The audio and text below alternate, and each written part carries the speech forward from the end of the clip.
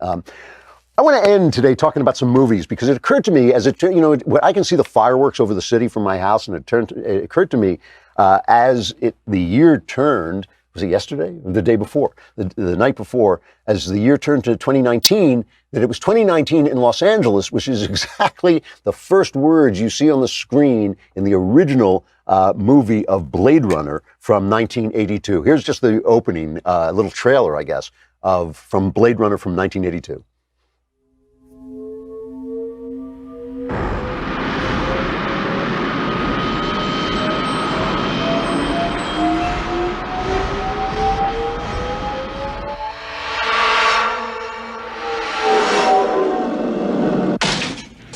I need you, Deck.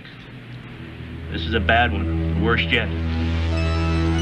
There was an escape from the off-world colonies 2 weeks ago. 6 replicants, 3 male, 3 female. They slaughtered 20... A Blade Runner's job is to hunt down replicants. So in 1982, they thought it was a reasonable projection into the future to look at 2019, which is right now in Los Angeles. There were going to be flying cars. There were going to be those crushed skyscrapers with the videos playing, the gigantic videos playing as the cars flew by, and we were going to be hunting down rogue replicants with Blade Runners. That was the vision of what's happening now. I am tremendously disappointed that it doesn't look like that at all. But it is typical of science fiction that looks into the future. In the original story, I always remember the Philip K. Dick story that Blade Runner is based on. It's called Do Androids Dream of Electric Sheep? I always remember he has a flying car, but when he wants information, he has to look at his mimeographed pages of reports. Now, a lot of you probably don't even know what a mimeograph was, but before there were Xerox machines, when I was a little kid, before there were Xerox machines, you got these 2 pieces of paper with a kind of ink pad in between them, so that when you typed with your typewriter on one page, it made a copy on the other page. That was a mimeograph copy, and you could have a mimeograph machine that would do it automatically. That was before Xerox machines were inventing, before copiers were inventing. So Philip K. Dick could imagine flying cars, but he couldn't imagine Xerox machines or computers. He couldn't imagine a computerized world. And so what's so interesting about this, Ursula K. Le Guin, I think I've got this right. She was a famous, she just died last year. I think she was a famous fantasy and science fiction writer. She said, when you write about the future, you're not writing about the future. You're writing about the present. You are extrapolating some things from the present into the future to talk about what's going on right now. So Blade Runner, which has now become a kind of a genre into itself, the genre of a tough guy detective who has to determine an issue of what a human being is really talking about the coming transhumanism that I think we all see coming, that once they can put something in your head that makes you smarter, or once they can mess with your genes and make you healthier, nobody is going to turn that down, and that's going to change the way humans perceive themselves and what the definition of a human being is. And as robots become more complex, that is also going to may become an ethical issue. I don't actually think that is going to become an ethical issue, but it might. But anyway, so we're talking about our anxieties now. That's what those are about. And I started to think, well, what stories now reflect where we are, even though they don't show the world as realistically as we think? So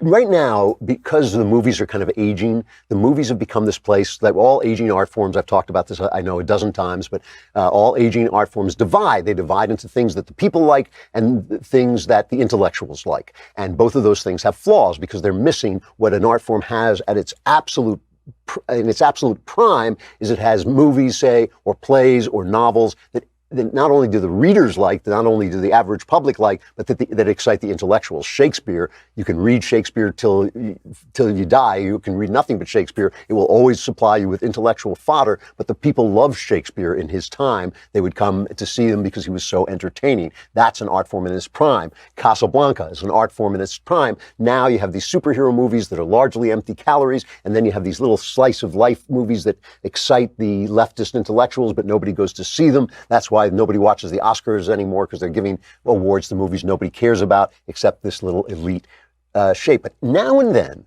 the movies still produce a film that speaks to a lot of people and has a lot of depth. And last year, I think the movie that did that was A Quiet Place. That was that John Krasinski, Emily Blunt film that John Krasinski directed, his wife Emily Blunt, and the story was it was post-apocalyptic. You know, you can just play the trailer, but turn the sound off and let me just keep talking. You can play the trailer, and because there is no talking in the trailer, but it says if they hear you, they hunt you. And the thing is, this post-apocalyptic world, these monsters who rip you to pieces and devour you, but they can't see you, they can only hear you. They're just each one of them is just a gigantic ear, and they hunt you down. And I was thinking, why was that both so popular and yet so engaging? It really did stick in my mind, even though it had logical problems. At the end, there were some silly logical problems.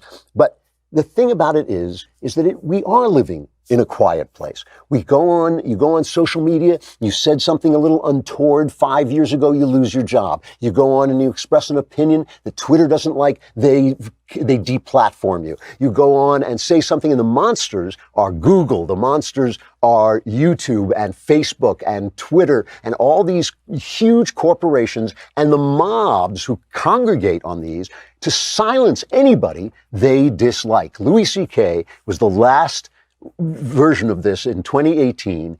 I remember Louis C.K. was kind of banished because he would ask women if they minded if he masturbated in front of them, and if he could talk them into it. I guess he did, and that became part of the Me Too movement. I don't see why. He wasn't assaulting anybody. He was asking for permission. Is it disgusting? Yeah, it is. But I mean, you know, that's on him. I never saw why we should lose Louis C.K. because he has a problem. He has a sexual problem. It's not the same as raping somebody. It's not the same as doing what Harvey Weinstein did. So now he's trying to make a comeback, and he did a routine, and some of it leaked. And here's like a little bit, he was making fun of the Parkland students. Remember, after the shooting, CNN abused these children by making them spokesmen for anti-gun legislation. And so he goes on and talks about the fact that they went to Congress, and then he goes on, well, let's just play it.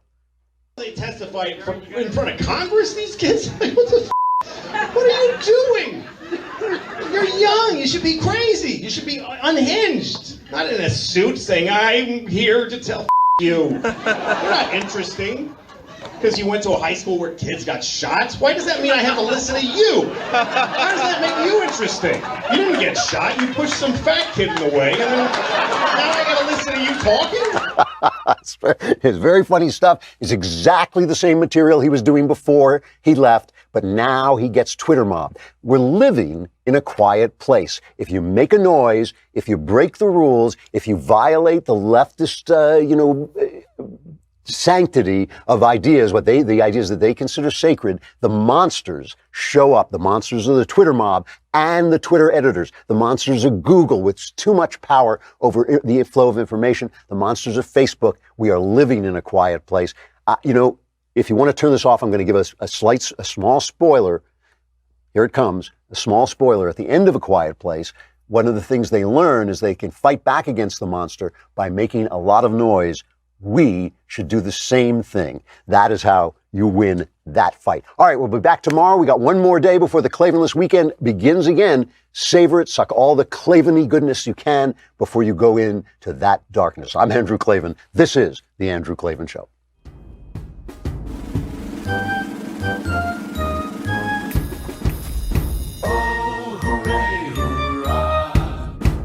The Andrew Klavan Show is produced by Robert Sterling. Executive producer, Jeremy Boring. Senior producer, Jonathan Hay. Our supervising producer is Mathis Glover. Technical producer, Austin Stevens. Edited by Alex Zingaro. Audio is mixed by Mike Cormina. Hair and makeup is by Jesua Alvera. And our animations are by Cynthia Angulo and Jacob Jackson. The Andrew Klavan Show is a Daily Wire Forward Publishing production. Copyright Forward Publishing 2018.